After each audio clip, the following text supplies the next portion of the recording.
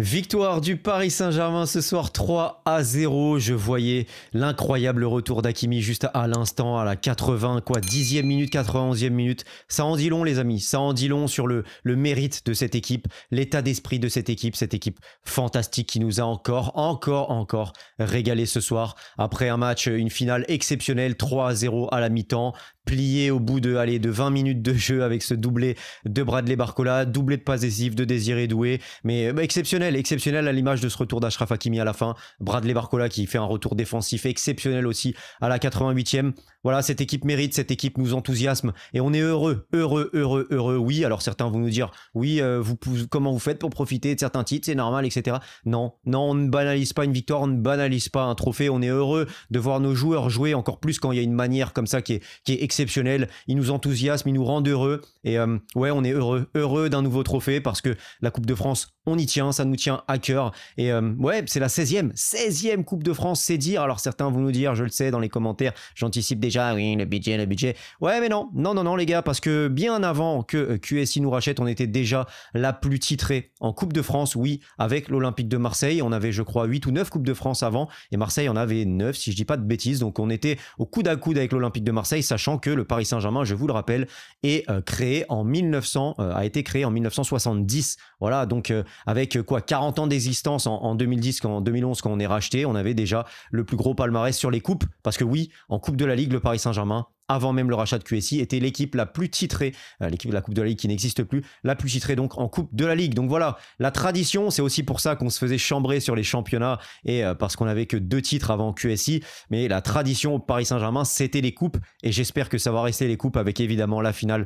de la Ligue des Champions qui arrive dans une semaine. On l'attend tous. Elle arrive. Une belle finale de Coupe de France pour préparer au mieux l'Inter de Milan. On va revenir sur la victoire des Parisiens et comme d'habitude les notes individuelles. Et il y a pas mal de petites choses à dire, même si je vais pas me faire trop long. On va profiter de cette magnifique victoire et de la remise du trophée. N'hésitez pas à liker, à vous abonner si ce n'est pas encore fait. Et on est parti. Let's go!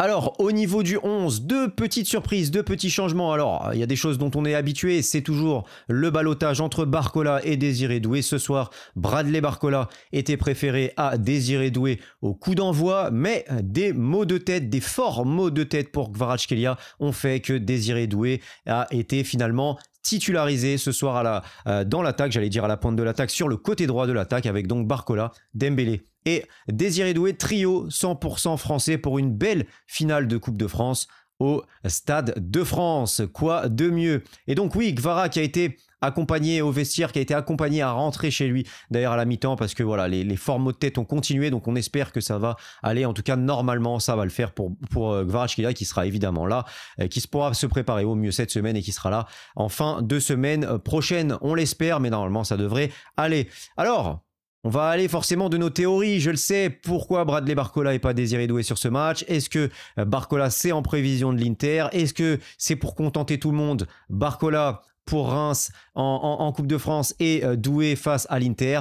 On verra. J'ai ma petite théorie, mais je vous ne spoil pas, je vous garde ça pour l'avant-match face à l'Inter. En tout cas, rien à dire sur la première mi-temps de nos Parisiens, rien à dire même sur l'ensemble de la rencontre parce que on a fait l'entame qu'il fallait. Le Paris Saint-Germain était clairement décidé à préparer l'Inter de Milan en faisant la meilleure finale possible dans son football, c'est-à-dire l'intensité, le contre-pressing, le pressing, le jeu long, le jeu court, faire tourner le ballon, piquer en transition. On a montré toute notre palette. Tous les joueurs se sont quasiment tous illustrés. On a vu Nuno Mendes dans ces 10 premières minutes sur un jeu long de Marquinhos. On a vu du jeu de transition sur le premier but avec Désiré Doué pour Bradley Barcola. Les pauvres, la première incursion, la première fois que les Rémois sortent à la médiane et arrivent à arriver dans notre camp, eh ben patatras derrière. Désiré Doué qui appuie sur Bradley Barcola. Et là, je suis très content parce que Bradley l'a maîtrisé vraiment comme il fallait. C'est vrai qu'on lui reproche parfois d'être nonchalant ou de rater des face-à-face. Là, il a été parfait dans sa prise de décision, dans sa prise de balle. Il est décidé, il est juste, il passe devant, déterminé et ensuite il gagne son duel, frappe magnifique petit filet face à Yehvan Diouf quand même, un des meilleurs gardiens de Ligue 1, donc très content pour Bradley. Et puis derrière, que dire de cette magnifique passe, cette magnifique avant-dernière passe de Marquinhos. Hein, je ne vais pas revenir sur les propos de certains chroniqueurs sur RMC, donc je ne dirai pas le nom. Et non, ce n'est pas Daniel Riolo qui veulent s'en séparer au nom des supporters alors qu'ils ne sont pas supporters. Mais bref, très content d'avoir Marquinhos qui a fait un super match ce soir, et notamment dans sa qualité de jeu long et dans sa vision de jeu. Cette passe, elle est magique pour Désiré Doué qui envoie un magnifique centre pour Bradley Barcola. Ça fait 2-0 au bout de 20 minutes et c'est mérité, parce que la vérité c'est que dans ces 10-15 premières minutes, on a eu quand même des occasions avec Nuno Mendes, servi par Marquinhos qui glisse. On a Neves à l'entrée de la surface qui n'est pas servi par Désiré Doué, et même Hakimi qui peut mieux jouer un coup aussi. Je ne sais plus lequel de mémoire, mais je me suis noté Hakimi. Donc il y a certains coups qu'on aurait pu mieux jouer. Donc voilà, on est justement récompensé. 2-0 à la 20e, le match il est quasi plié. Et puis on continue, c'est ça qui est fort, c'est qu'on continue. Et ça me fait penser à une petite phrase, c'est rare que je sois d'accord, mais une petite phrase de Daniel Bravo qui a dit que l'adversaire respectait peut-être trop, donc Reims respectait peut-être trop le Paris Saint-Germain, dans le sens où, à un moment donné, il s'est dit Reims ne fait pas assez de fautes. 2 fautes pour Reims, 6 fautes pour le Paris Saint-Germain. Et il disait, c'était pas dans le sens méchant, mais ça veut dire que tu ne mets pas assez d'intensité. Normalement, dans une finale, tu te jettes à corps perdu. Tu y vas de tout ton être, de toute ton âme. Et donc, des fois, tu laisses traîner le pied, des fois, tu fais faute. Parce que, voilà, c'est comme ça, c'est le dépassement de soi. Et des fois, tu le maîtrises pas. C'est pas méchant. C'est pas, voilà, dans la volonté de faire mal, mais tu fais faute. Et c'est vrai que, et après, il l'a dit justement, on a l'impression que comme le Paris Saint-Germain joue bien au football, respecte son adversaire et même en menant 2, 3, 4-0 continue à aller de l'avant, à presser, à récupérer des ballons hauts, à étouffer son adversaire et donc à respecter son adversaire et respecter le football, t'as l'impression que les adversaires finalement respectent le PSG, n'ont pas envie de faire faute, n'ont pas envie de les blesser parce qu'ils savent qu'ils ont une échéance par exemple dans une semaine. Et c'est vrai que quand j'y repense, on a eu des années où on s'est dit, voilà, la Ligue 1, les bouchers de Ligue 1, on se souvient Perrin avec Saint-Etienne sur Mbappé, avant un match, avant la finale de Ligue des Champions, etc. On a eu des gros bouchers en Ligue 1, les Strasbourgeois avec Neymar, etc. Mais c'est vrai qu'à ce moment-là, même si Mbappé n'était pas coutumier du fait, mais c'est vrai que Neymar, on le savait. Et d'autres, hein, ils aimaient s'amuser, ils aimaient bien chambrer, même si pour eux, c'était pas méchant et un manque de respect, mais ils aimaient taquiner, c'était comme des gamins sur le terrain et ça fait partie de leur football, on peut pas leur en vouloir. Mais c'est vrai que c'était pris par moments et souvent même comme un manque de respect par nos adversaires qui derrière, voilà, ça envoyait des gros tacles à la jambe, à la cheville, et malheureusement ça a coûté beaucoup de blessures à Neymar. Il y a aussi le facteur malchance parce que le joueur ne vient pas non plus pour le blesser. Mais c'est vrai que ça peut être pris comme un manque de respect. Et mine de rien, quand j'y pense cette saison, j'ai pas le souvenir d'une équipe qui a vraiment voulu nous faire mal, vraiment voulu nous détruire, nous blesser ou quoi que ce soit. Et j'étais assez d'accord avec ce que disait Daniel Bravo. Bref, en tout cas, dernier but juste avant la mi-temps pour clôturer le spectacle dans cette première mi-temps et enterrer définitivement Reims avec une belle séquence qui en dit long. Hakimi qui se bat pour aller chercher le ballon le long de la ligne de touche, qui la donne à Fabien Ruiz, je crois. Fabien Ruiz pour Vitinha qui glisse, mais qui arrive avec une talonnade à la remettre subtilement. Et puis derrière, on écarte et Barcola envoie un centre à Hakimi qui était au départ de l'action. Et qui est à la fin de l'action pour venir du plat du pied, magnifique plat du pied sécurité, c'est parfait, c'est léché, c'est le Paris Saint-Germain, bien trop fort, bien au-dessus, et ouais, qu'est-ce que vous voulez dire, c'est juste parfait, la partition, la symphonie, elle est parfaite, bravo à Luis Enrique, bravo à ses hommes.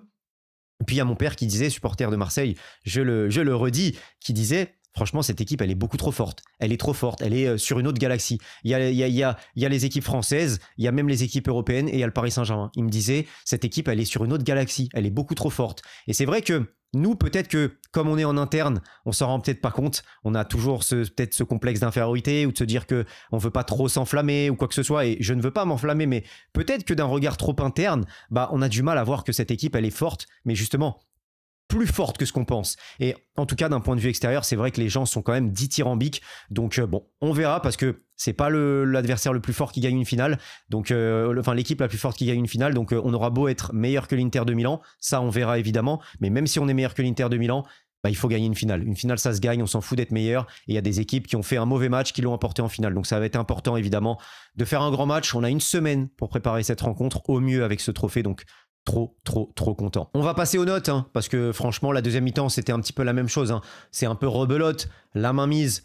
On a joué jusqu'au bout, c'est ça que j'ai aimé vraiment, c'est qu'on a mis l'intensité jusqu'au bout, à l'image de João Neves, à l'image de Ruiz, à l'image des retours défensifs d'Hakimi, de Dembélé, de Barcola. J'ai vraiment beaucoup aimé la mentalité de cette équipe. Et en face aussi, j'ai beaucoup aimé la rentrée de Gabriel Moscardo qui a fait une très très bonne rentrée et qui a permis à Reims, mine de rien, de ressortir un petit peu, de sortir un peu la tête de l'eau dans cette deuxième mi-temps avec Oumar Diakité et Gabriel Moscardo qui ont vraiment, je pense, marqué des points en vue du match retour face à Metz pour Reims parce que vraiment ils ont été intéressants. Moscardo qui a gagné des duels et qui a surtout amené cette palette technique et cette vision de jeu qui a permis de gratter des mètres, balle au pied et surtout par la passe, de trouver des passes intéressantes, de gagner des duels et de sortir la balle avec une passe intéressante, une belle vision de jeu. Donc ouais, Moscardo franchement qui a montré de belles choses, voilà, donc c'est prometteur.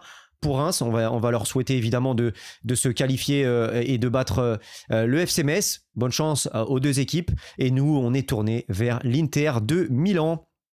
Alors, du coup, au niveau des notes, pour clôturer tout ça, Luis Enrique, c'est un 7, mais je vais même pas modifier. J'ai laissé la note du match précédent. Donc voilà, c'est un 8, c'est un 9, c'est une partition quasi parfaite, évidemment.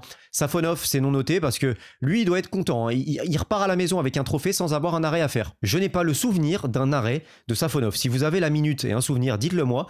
Mais je n'ai pas le souvenir d'un arrêt de Safonov. C'est quand même incroyable. C'est du jamais vu, mais c'est dire la performance de l'équipe.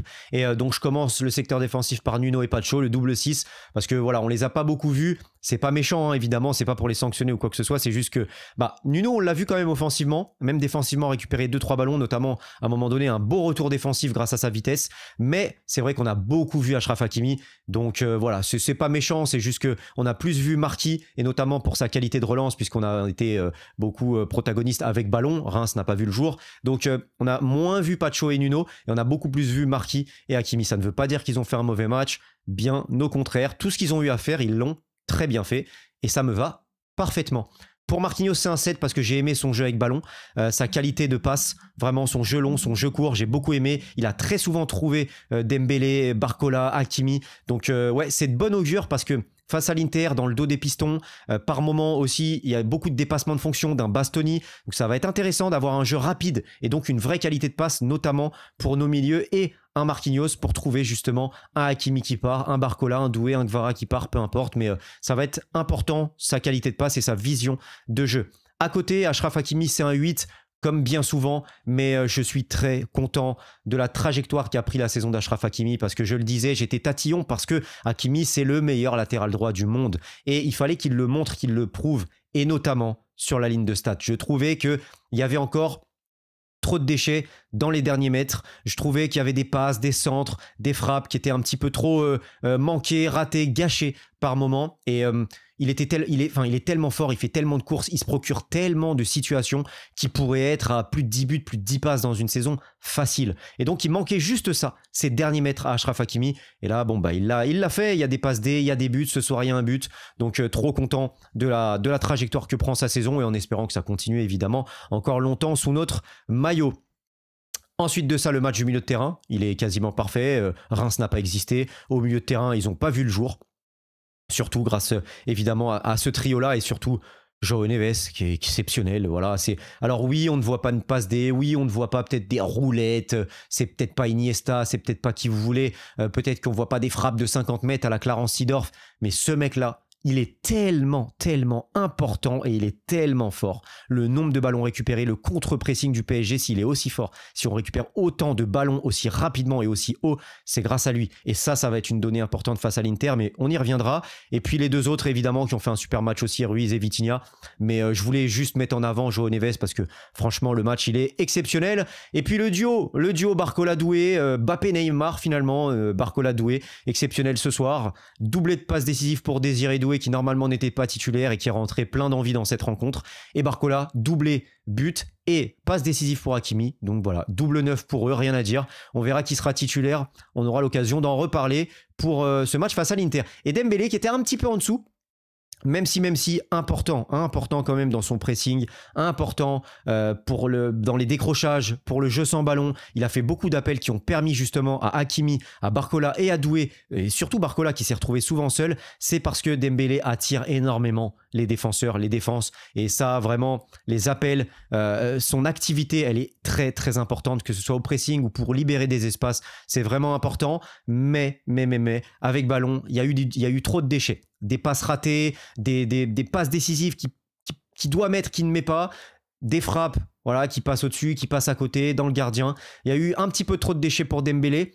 On espère qu'il nous garde l'apothéose, le bouquet final pour évidemment l'Inter la semaine prochaine. C'est pas grave s'il passe à côté de celle-ci, je lui pardonne si face à l'Inter il marque ou il est décisif, peu importe. Mais voilà, en tout cas c'est vrai qu'il a été un petit peu en dessous des autres sur cette rencontre. Bref, voilà les amis pour ce débrief, très content, 16e Coupe de France. On va profiter, j'ai plus de salive, plein de vidéos arrivent, que ce soit sur l'Inter ou d'autres clubs, je vous prépare tout ça, on est en mode chef cuistot, on est en mode Paris Saint-Germain, voilà, on produit du bon contenu nous aussi, donc voilà, et surtout merci parce que il y a une semaine de ça, je vous disais les gars, on est presque aux 30 000, abonnez-vous, etc., merci pour le soutien, et là, bah regardez, on est à 32 000, on est à plus de 32 000, donc merci les mecs, vous avez pété le compteur, les dernières vidéos ont super bien marché, donc je suis trop content, juste merci, et désolé aussi pour les petits problèmes de son, je crois que ce soir ça va, je suis encore en train de régler ça, en train de peaufiner ça, donc voilà, désolé, c'est une belle bête, mais elle est difficile à apprivoiser, voilà, donc je fais au mieux. En tout cas, merci beaucoup, on se retrouve très vite pour une nouvelle vidéo, d'ici là, portez-vous bien et surtout, n'oubliez pas d'être heureux, ciao.